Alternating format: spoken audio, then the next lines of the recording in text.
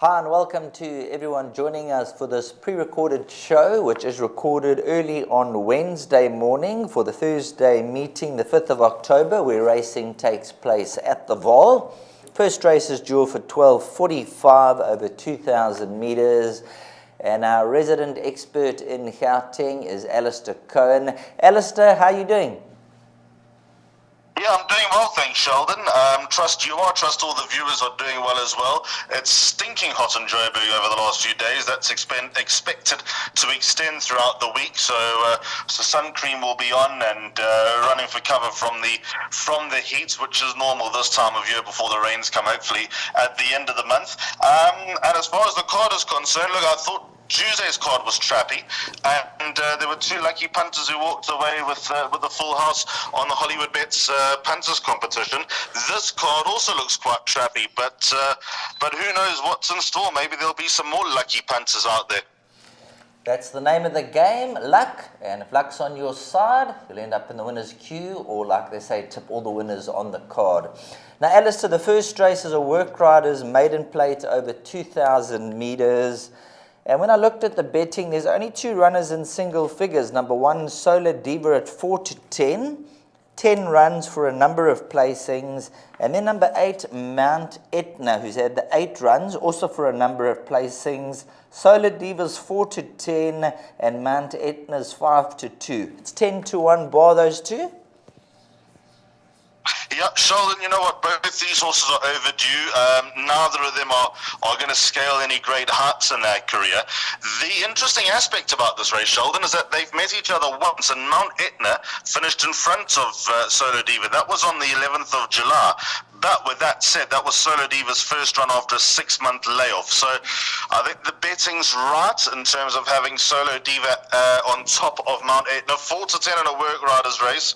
You'll need to be a braver man than me to take 4-10 in a work riders race. But with that said, Solar Diva just has the right credentials. She got very close to Lady Dynamo last time out. I know that form is no great shakes. It ought not to be, because Lady Dynamo took such a long time to win herself. But I think that, just the next off the conveyor belts in these long distance fillies and mares maiden plates, Solar Diva would probably deserve it, and I think she'll take all the beating. Put it like this: she's a bar-pot banker in race number 1, and also the services of Sam Musio, who rides most of his work at Turfentine, where our own Zaki is based. Sam's won nearly 150 work riders races. He's got an undeniable record, by far the most decorated work rider in the country. She should win. There we go. So very short in the odds at around 4-10, but a horse that should be able to take some beating, although number 8, Mount Etna, she could be the one that topples the colours. On to race number 2 over 1,200 metres. Now, Alistair, straight off the cuff, the money's come for number 2, Walled Garden from the Joe Somas stable. Just having a look here, from a price of around 12-1 is now around 11-2. Have you heard anything about the 4-year-old son of Flower Alley? No, I've heard nothing about number 2, Walled Garden. Very interesting, Sheldon, because when I look at a Flower Alley out of a Speightstown mare, I'd say meters. Double this distance. Yeah, 1,200. Yeah, not. That doesn't strike a chord with me, unfortunately. But he's a 4-year-old now, gets the services of Wesley Mowing. He's an absolute unknown, and if he were to come through and win, obviously the handicapper can't be too harsh because he's a 4-year-old. But there could be a few in here that are worth watching, and there's not a hell of a lot of form to work with. Shampimpi being the filly in the race from Candice Dawson's yard. She's her own worst enemy, to be honest. She pulls too hard, and coming back to basics, probably the scene of or the type of distance of her best run, which was on debut to Red Hot Rose, hoping that can be the office and can see her put it all together. She will at least be dangerous, but I can't give any confidence on a filly that has been her own worst enemy throughout her career. 14 Secret Chord improved from run 1 to run 2. Halberdier pushed Barbaresco quite far in his penultimate start, so Secret Chord will have credentials. This horse number 10, Let's Play Poker from the Azzy yard, I have a lot of respect for, because the Azzies can ready them up first time out. So, if there's any inkling and any fancy for him, he could be dangerous. It's a complex race. Obviously, Walled Garden, the most interesting runner. I would say that of the race runners, between 14 and 16, they could fight it out. It's a tricky start to the place accumulator. You'll need a few numbers. Well, talking about tricky, as we move on to race number 3, which is over 1,200 meters. This looks like one of the easier races, if we can say an easier race, where the De Kock runner number 11 is odds on at around 7 to 10. And then they're pretty much betting 7 to 1 bar the opposition. The daughter of the non-platina, fourth to Francine, first time out. And then a running on second to Countess Danza at around 6 and 7 to 10. Can the guys take their doubles and trebles with this individual? Yeah, potentially, Sheldon, unless there's some money prior to the race on something, but I can't see too much troubling her. I'll tell you what worries me a little bit with Go Check with Love is that second to Countess Danza is hardly a feather in one's cap, and also she was in receipt of 4 kilos. She just didn't make up the ground. Funny enough, even though her first run was 4th and her second run was 2nd, her first run to Francine is a lot more appealing because Francine at least is now group placed, having run a place on Gold Cup Day at Hollywoodbets Greyville, whereas Countess Danza is not running a place in any group race anytime soon. So coming back to 1,200 meters could be the office here with number 11 Go Check with Love. I'll take that stance. Samba Serenade, the mother, was a sprinter trained by Diane Stenger, owned by Peter White. I don't see too many hassles here. I mean, 10 Flying Diamond could be open to improve. The first timers, number 9 Cat O'Clock, I know is a big daughter of Rafif, who'll probably come into her own with a run or two under the belt. There's not much form elsewhere to work with. I'd be surprised if she got beaten number 11 Go Check with Love. So answer your question, yes, I would include her in my Walter Comes and my doubles, trebles, and bank her in the pick 6. Right, let's move on to race number 4, where number 6 Storm Player from 22 to 10 is now 18 to 10. And let's just have a look. There must be a scratching here. Number 7, Chasing Happiness, is out. So take out number 7. So that's why there's all these deductions. Storm Player, 18 to 10. Number 5, No Filter, 28 to 10. And then number 9, Runaway Bomb, is at a price of 3 to 1. Now, Alistair, the last time we did the show together, we were both against Storm Player. We thought that it was a little bit too sharp in the market, and found a long shot Godspeed to beat her on that occasion. 57 kilograms. For me, number 5, No Filter, and 1 or 2 others, I think we'll have her measure again. Are you in agreement? Sheldon, so the jackpot one is my suggested bet, and I've gone on with 5 horses, including the scratchy number 7, Chasing Happiness, who obviously punters can include if they want to take the opportunity to dub up or not. I've gone 5, 6, 7, 8, and 9. So to answer your question, I don't think Storm Player is race over, but I do give her more of a chance on Thursday than I did a week earlier, where, to be fair, she ran a good race in defeat to Godspeed, and Godspeed's 52 kilos, I think, carried her across the line. I agree with you with number 5, No Filter. Her worst run came on Hollywoodbets Durbanville and going 1,400 meters. Does not go that trip. The mother was an out-and-out sprinter, #strat. She was trained by Bradley Maroon, or certainly ran in Anthony Maroon's colours. She had one way and one way only. But No Filter has run to the likes of Just Be Lacquer and Calamaretta. Obviously, Calamaretta coming at graded level in the debutants on Gold Cup Day. I don't think she'll need to run all that badly. I mean, she hasn't been off forever. She's only been off for 2 months. So I think number 5, No Filter, certainly as far as the betting is concerned, represents a bit more appeal to me in terms of having a bet than number 6, Storm Player. 8, Striking Angel, to find an only 1 kilogram better turn, but I think she needed that run where she ran to Storm Player. Put it like this, I think she'll get a lot closer. And I even think Storm Player stable companion number 9, Runway Bomb with Muzi Yeni, is not without hope either. So I'm going with the youngsters, all 3-year-olds, 5, 6. Obviously the scratching 7 is in there, 8 and 9. I think the 3-year-olds will fight it out, and I'm hoping that one of them win for the jackpot and pick 6. Super, let's move on to race number 5, which will be the second leg of the jackpot. And you've gone with 1, 3, 6, 7, 8, 11. So you've fully loaded here. Number 3, fully loaded. We'll call it fully loaded.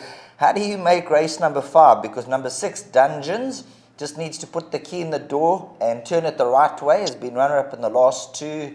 Fully loaded's coming off 2 decent third runs.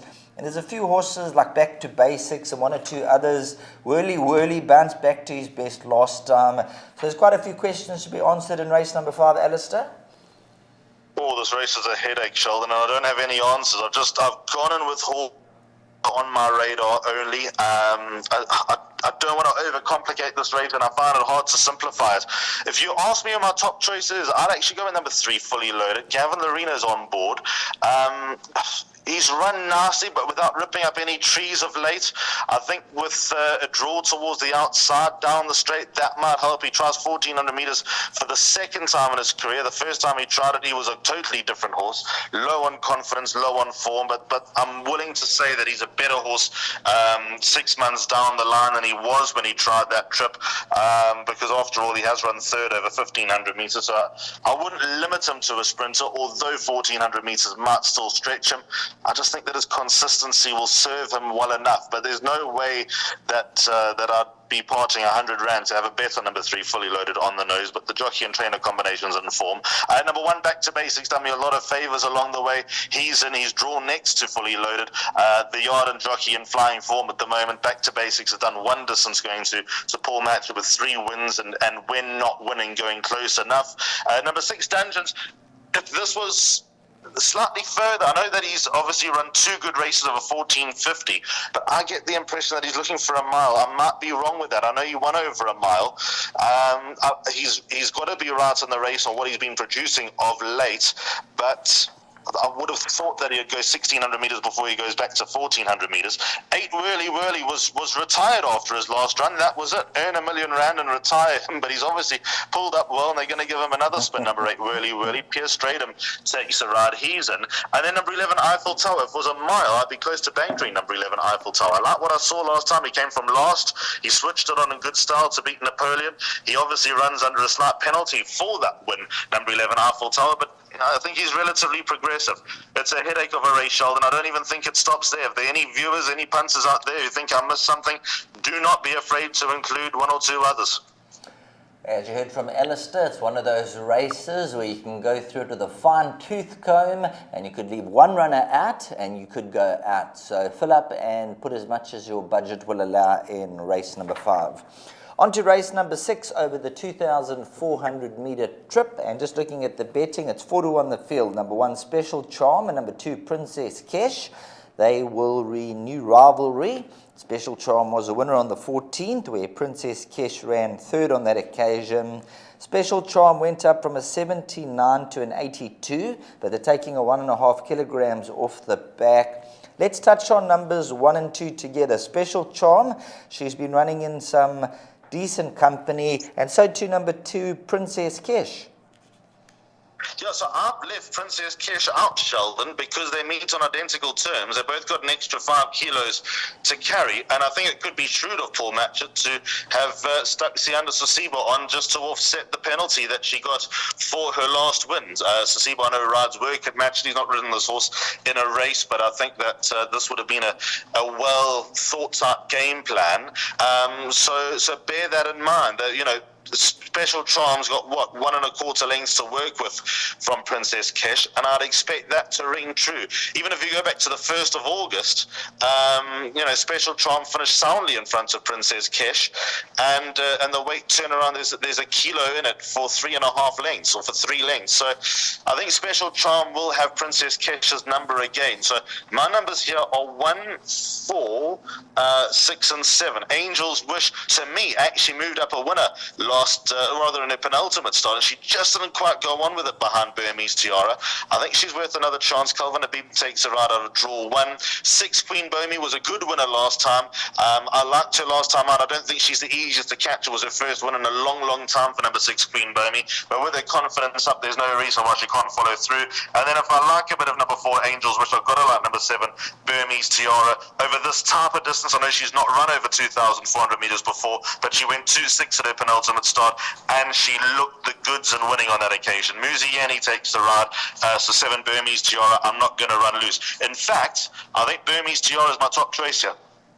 Well, with 52 kilograms on the back, and when you look at the weight structuring, Special Charm will get the 1.5 off, and Princess Kesh 58. So Burmese Tiara with 52 over the 2,400 meters. You could be onto the value horse at the weights department.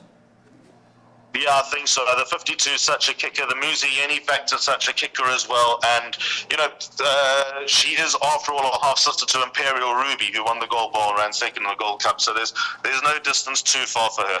Excellent. So number 7, Burmese Tiara with 52 kilograms and Muzi Yeni. And that is certainly going to be a horse that you need to throw in. Let's just see what price this individual is at the moment.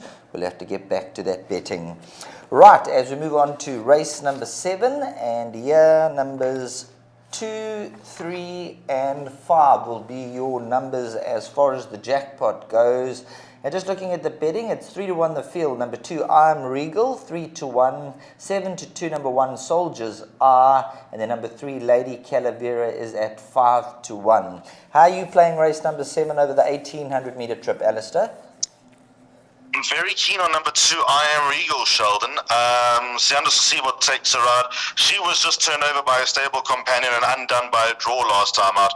Spoke to Paul Matchett before the race in a winning interview, and he said he couldn't split Key Element and I Am Regal, which surprised me. I thought Key Element with a pole on was going to be hard to beat because she's progressive, but I love the run of I Am Regal. She goes this type of trip for the first time in a while. She tried 1750 at Hollywoodbets Scottsville when she was, to be fair, a different horse, an out-of-form horse, a low on confidence horse, and probably too highly rated horse. So she's worth another roll of the dice. That's my only concern. If for 1,600 meters I'd bank in number 2, I Am Regal. I'm still keen on her on what I saw last time out, but if she has any vulnerabilities, it will be over the trip. 3, Lady Calavera, always punches above her weight. I know she's got a bit to do to turn the form around with I Am Regal on that run on the 21st of September, but she ought to get a bit closer. What has she got? She's got 1.5 kilos to work with for 2.5 lengths.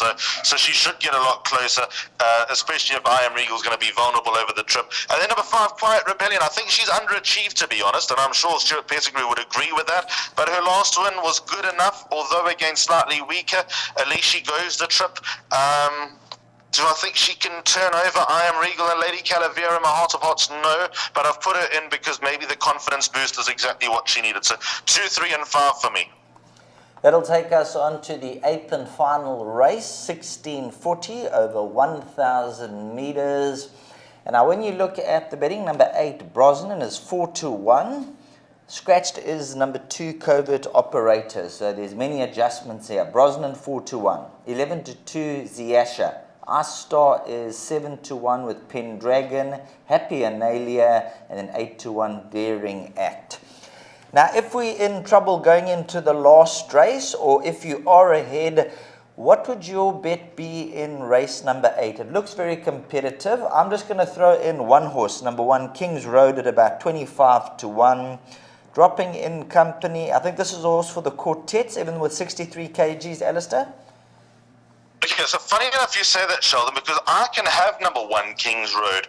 He's not my top selection. I don't think he can possibly be a top selection. But to answer your question, I think that the way to go here is undoubtedly a quartet double float with the field. Now, finding the numbers is obviously the challenge, but I think whatever happens, you're going to get some absolute roughies. Hopefully King's Road is one of those to run into the first 4, and if we are in trouble, get ourselves out of it, and if we're not in trouble, in with a cherry on. So King's Road, as you say, the rating has plummeted from a once 97 down to an 86, so stays in the same mark, having run in a middle stakes last time, but now in a handicap. So middle stakes compared to a handicap, that's got to be a good thing. It's a second one after a long layoff, so that might just slow him down a little bit, number 1, King's Road, but he's run with far better. He's run in feature race company, so yes, I can have number 1, King's Road, and I'm glad you mentioned him. The other horse that I like is at the other side of the weights, number 14, Happy Analia, who was scratched at the start of Turfentine, about 10 days ago. Muzi Yeni takes her out lightweight. On the run of the 7th of September, Happy Analia finished, half a length behind Brosnan, and they meet on 0.5 kilo different terms in favour of number 14, Happy Analia. But I think the connections will be optimistic that she can turn it around. She showed the pace last time. She just fell in a hole. Brosnan got the better of her. I think number 14, Happy Analia's got a good chance to run to the first 4. To tip a winner in this race, well, that's an arduous task. A whole heap in here with chances. 6 Daring Act, got to be a big runner. Chase Morjan takes her out for the informed Robin Clarkson. He's going to go well enough, number 6 Daring Act. But yeah, double float quartet 1 and 14 by the field, and sharp for any old outsider to perhaps get into the top 4 with them. Right, that's race number 8, so number 1 Kings Road, just hopefully a little bit of value there, even with the 63 kgs, the 1,000 meters. If you want to carry 63 kgs, 1,000 meters is the only trip you really want to carry it. And then number 14, Happy and Nalia, 53.5 kilograms, so maybe we'll take some swingers, exactors, and as you heard from Alistair, the quartet with those 2 runners. Now, Alistair, your suggested bet for the day is a jackpot. We'll put that on screen, and if you wouldn't mind just running through your selections for all your followers out there. Okay, so the jackpot 1 begins at 2:30. My numbers, I've loaded up. I've had to load up. My numbers are 5, 6, 7, 8, and 9 in the first leg. No Filter Storm Player. The Scratching, Chasing Happiness, 8 Striking Angel, and 9 Runway Bomb. Might not be a bad idea to have the scratching in, to be fair. So hopefully double up and boost your position. The second day, I've got 1 Back to Basics, 3 Fully Loaded, 6 Dungeons, 8 Whirly, and 11 Eiffel Tower. They are all in there, as well as number 7 Alabama Anna. I'll put her in. Then 1, 4, 6, and 7 Special Charm, Angel's Wish, Queen Bohemian, Burmese Tiara, and the final leg 2 I Am Regal, 3 Lady Calavera, and 5 Quiet Rebellion. Excellent, that's Alistair Cohen on the line. As usual, thanks very much, Alistair, for the input and all the hard work you do behind the scenes. And the horses now, it's up to them to do it on the track for us. Cheers, Sheldon. Always a pleasure. I hope that this Thursday meeting turns out okay in the lead up to Saturday. 2 cracking meetings, 1 at Turfington, 1 at Hollywoodbets Durbanville. Big horses running. The season's here. There we go. Thanks very much to Alistair Cohen for the meeting on Thursday, the 5th of October. And we'll leave it to the horses to run as fast as they can. And hopefully it's into the number 1 box for you, the punter.